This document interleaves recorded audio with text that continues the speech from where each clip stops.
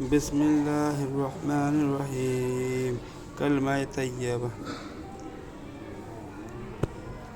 اللہ تعالیٰ نے رسول اللہ صلی اللہ علیہ وسلم سے ارشاد فرمایا، اور ہم نے آپ سے پہلے کوئی ایسا پیغمبر نہیں بھیجا جس کے پاس ہم نے یہ وحی نہ بھیجی ہو کہ میرے سوا کوئی معبود نہیں، اس لیے میری ہی عبادت کرو۔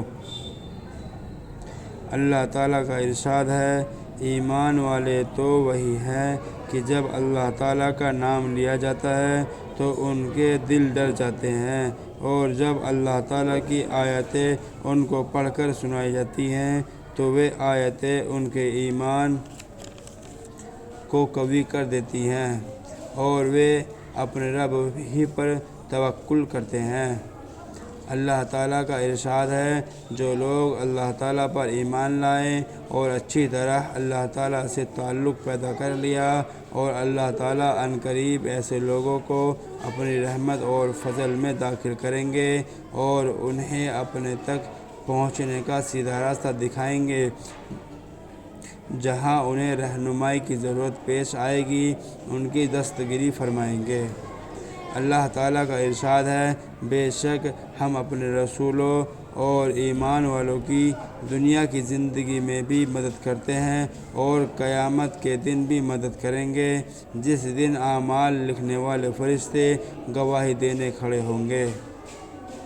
اللہ تعالیٰ کا ارشاد ہے، جو لوگ ایمان لائے اور انہوں نے اپنے ایمان میں شرک کی ملاوٹ نہیں کی، امن انہی کے لیے ہے اور یہی لوگ ہدایت پر ہیں۔ اللہ تعالیٰ کا ارشاد ہے، اور ایمان والوں کو تو اللہ تعالیٰ ہی سے زیادہ محبت ہوتی ہے۔ اللہ تعالیٰ نے رسول اللہ صلی اللہ علیہ وسلم سے ارشاد فرمایا، آپ فرما دیجئے کہ بے شک میری نماز اور میری ہر عبادت، میرا جینا اور مرنا سب کچھ اللہ تعالیٰ ہی کے لیے ہے، جو سارے جہاں کے پالنے والے ہیں۔ نبی کریم صلی اللہ علیہ وسلم کی حدیث ہے۔ حضرت ابو ہریرہ رضی اللہ عنہ سے روایت ہے کہ رسول اللہ صلی اللہ علیہ وسلم نے ارشاد فرمایا، ایمان کی 70 سے زیادہ ساخیں ہیں، ان میں سب سے افضل ساخ لا الہ الا اللہ کا کہنا ہے، اور ادنیٰ ساخ تکلیف دینے والی چیز کا راستے سے ہٹانا ہے، اور حیا ایمان کی ایک اہم ساخ ہے۔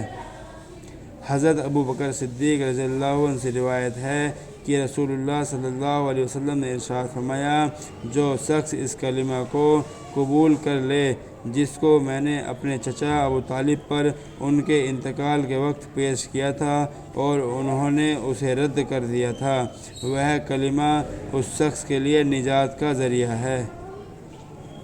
حضرت ابو ہریرہ رضی اللہ عنہ سے روایت ہے کہ رسول اللہ صلی اللہ علیہ وسلم نے ارشاد فرمایا، اپنے ایمان کو تازہ کرتے رہا کرو۔ عرض کیا، اے اللہ کے رسول صلی اللہ علیہ وسلم، ہم اپنے ایمان کو کس طرح تازہ کریں؟ ارشاد فرمایا، لا الہ الا اللہ کو کثرت سے کہتے رہا کرو۔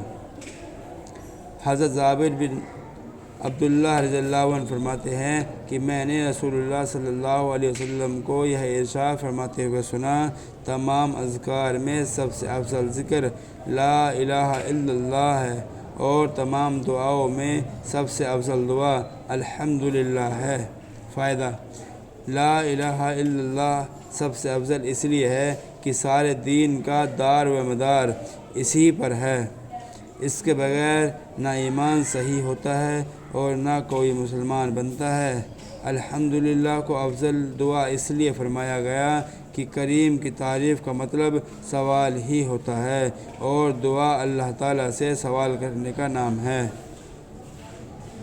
حضرت ابو ہریرہ رضی اللہ عنہ فرماتے ہیں کہ رسول اللہ صلی اللہ علیہ وسلم نے ارشاد فرمایا، جب کوئی بندہ دل کے اخلاص کے ساتھ لا الہ الا اللہ کہتا ہے تو اس کلمہ کے لیے یقینی طور پر آسمان کے دروازے کھول دیے جاتے ہیں، یہاں تک کہ یہ کلمہ سیدھا عرش تک پہنچتا ہے، یعنی فوراً قبول ہوتا ہے۔ بے شک بشرطے کہ کلمہ کہنے والا کبیرہ گناہوں سے بچتا ہو۔ فائدہ: اخلاص کے ساتھ کہنا یہ ہے کہ اس میں ریا اور نفاق نہ ہو۔ کبیرہ گناہوں سے بچنے کی شرط جلد قبول ہونے کے لیے ہے، اور اگر کبیرہ گناہوں کے ساتھ بھی کہا جائے تو نفع اور ثواب سے اس وقت بھی خالی نہیں۔ حضرت یعلا بن شداد رضی اللہ عنہ فرماتے ہیں کہ میرے والد حضرت شداد رضی اللہ عنہ نے یہ واقعہ بیان فرمایا کہ حضرت عبادہ رضی اللہ عنہ جو کہ اس وقت موجود تھے، اس واقعے کی تصدیق فرماتے ہیں کہ ایک مرتبہ ہم لوگ نبی کریم صلی اللہ علیہ وسلم کی خدمت میں حاضر تھے۔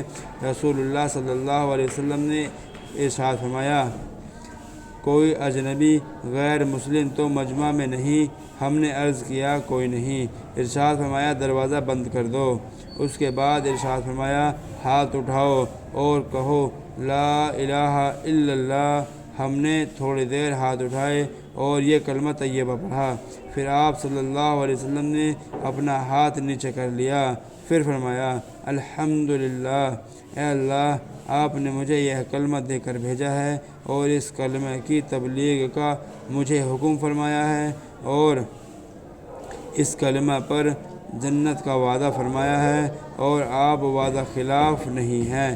اس کے بعد رسول اللہ صلی اللہ علیہ وسلم نے ہم سے فرمایا، خوش ہو جاؤ، اللہ تعالیٰ نے تمہاری مغفرت فرما دی۔ حضرت ابوذر رضی اللہ عنہ سے روایت ہے کہ نبی کریم صلی اللہ علیہ وسلم نے ارشاد فرمایا، جو بندہ لا الہ الا اللہ کہے اور پھر اسی پر اس کی موت آ جائے تو وہ جنت میں ضرور جائے گا۔ میں نے عرض کیا، اگرچہ اس نے زنا کیا ہو، اگرچہ اس نے چوری کی ہو؟ آپ صلی اللہ علیہ وسلم نے ارشاد فرمایا، ہاں، اگرچہ اس نے زنا کیا ہو، اگرچہ اس نے چوری کی ہو۔ پھر میں نے عرض کیا، اگرچہ اس نے زنا کیا ہو، اگرچہ اس نے چوری کی ہو؟ آپ صلی اللہ علیہ وسلم نے ارشاد فرمایا، اگرچہ اس نے زنا کیا ہو، اگرچہ اس نے چوری کی ہو۔ میں نے عرض کیا، اگرچہ اس نے زنا کیا ہو، اگرچہ اس نے چوری کی ہو؟ آپ صلی اللہ علیہ وسلم نے ارشاد فرمایا، اگرچہ اس نے زنا کیا ہو، اگرچہ اس نے چوری کی ہو۔ ابوذر کے الرغم وہ جنت میں ضرور جائے گا۔ فائدہ: الرغم عربی زبان کا ایک خاص محاورہ ہے۔ اس کا مطلب یہ ہے کہ اگر تمہیں یہ کام ناگوار بھی ہو اور تم اس کا نہ ہونا بھی چاہتے ہو تب بھی یہ ہو کر رہے گا۔ حضرت ابوذر رضی اللہ عنہ کو حیرت تھی کہ اتنے بڑے بڑے گناہوں کے باوجود جنت میں کیسے داخل ہوگا، جبکہ عدل کا تقاضا یہی ہے کہ گناہوں پر سزا دی جائے۔ لہٰذا نبی کریم صلی اللہ علیہ وسلم نے ان کی حیرت دور کرنے کے لیے فرمایا، خواہ ابوذر کو کتنا ہی ناگوار گزرے، وہ جنت میں ضرور داخل ہوگا۔ اب اگر اس نے گناہ بھی کیے ہوں گے تو ایمان کے تقاضے سے وہ توبہ استغفار کر کے گناہ معاف کرا لے گا، یا اللہ تعالیٰ اپنے فضل سے معاف فرما کر بغیر کسی عذاب کے ہی یا گناہوں کی سزا دینے کے بعد بہرحال جنت میں ضرور داخل فرمائیں گے۔ علماء نے لکھا ہے کہ اس حدیث شریف میں کلمہ لا الہ الا اللہ کہنے سے مراد پورے دین و توحید پر ایمان لانا ہے اور اس کو اختیار کرنا ہے۔ حضرت حذیفہ رضی اللہ عنہ سے روایت ہے کہ رسول اللہ صلی اللہ علیہ وسلم نے ارشاد فرمایا، جس طرح کپڑے کے نقش و نگار گھس جاتے ہیں اور ماند پڑ جاتا ہے، اسی طرح اسلام بھی ایک زمانے میں ماند پڑ جائے گا، یہاں تک کہ کسی شخص کو یہ علم نہ رہے گا کہ روزہ کیا چیز ہے اور صدقہ و حج کیا چیز ہے۔ ایک شب آئے گی کہ قرآن سینوں سے اٹھا لیا جائے گا، زمین پر اس کی ایک آیت بھی باقی نہ رہے گی، الگ الگ طور پر کچھ بوڑھے مرد اور کچھ بوڑھی عورتیں رہ جائیں گی جو یہ کہیں گی کہ ہم نے اپنے بزرگوں سے یہ کلمہ لا الہ الا اللہ سنا تھا، اس لیے ہم بھی یہ کلمہ پڑھ لیتے ہیں۔ حضرت حذیفہ رضی اللہ عنہ کے شاگرد صلہ نے پوچھا، جب انہیں روزہ، صدقہ اور حج کا بھی علم نہ رہے گا تو بھلا صرف یہ کلمہ ان کو کیا فائدہ دے گا؟ حضرت حذیفہ رضی اللہ عنہ نے اس کا کوئی جواب نہ دیا۔ انہوں نے 3 بار یہی سوال دہرایا۔ ہر بار حضرت حذیفہ اعراض کرتے رہے۔ ان کے تیسرے مرتبہ اصرار کے بعد فرمایا، صلہ یہ کلمہ ہی ان کو دوزخ سے نجات دلائے گا۔ حضرت ابو ہریرہ رضی اللہ عنہ سے روایت ہے کہ رسول اللہ صلی اللہ علیہ وسلم نے ارشاد فرمایا، جس نے لا الہ الا اللہ کہا اس کو یہ کلمہ ایک نہ ایک دن ضرور فائدہ دے گا، نجات دلائے گا، اگرچہ اس کو کچھ نہ کچھ سزا پہلے بھگتنا پڑے۔ حضرت عبداللہ بن عمر رضی اللہ عنہ سے روایت ہے کہ رسول اللہ صلی اللہ علیہ وسلم نے ارشاد فرمایا، کیا میں تمہیں وہ وصیت نہ بتاؤں جو حضرت نوح علیہ السلام نے اپنے بیٹے کو کی تھی؟ صحابہ رضی اللہ عنہ نے عرض کیا، ضرور بتائیں۔ ارشاد فرمایا، حضرت نوح علیہ السلام صلی اللہ علیہ وسلم نے اپنے بیٹے کو وصیت میں فرمایا، میرے بیٹے، تم کو 2 کام کرنے کی وصیت کرتا ہوں اور 2 کاموں سے روکتا ہوں۔